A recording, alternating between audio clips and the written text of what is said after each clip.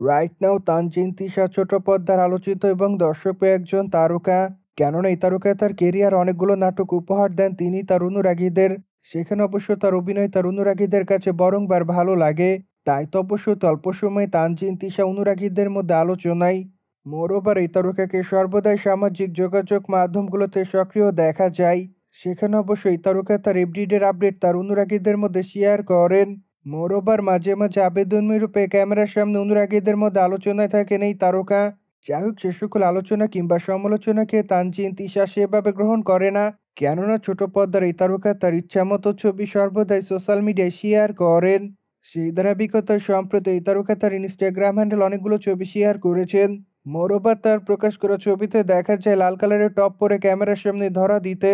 সেই সাথে খোলামেলা চুল হালকা মেকআপে তাকে দেখতে অনেকটা হট লাগে। তাই তো অবশ্য তার রূপের প্রতি ইতিমধ্যে কাবু হয় তার অনুরাগীরা।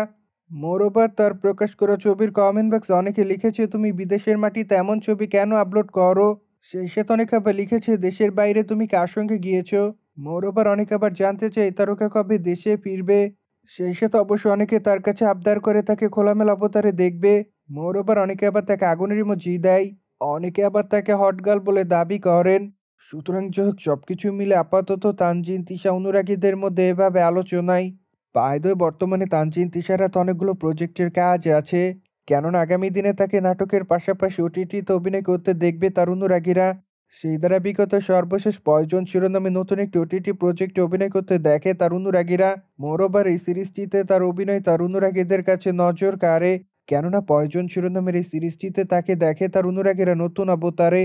তাই তো অবশ্য সিরিজটিতে অভিনয় করার জন্য দর্শকদের কাছে এরই মধ্যে প্রশংসা অর্জন করছেন এই তারকা।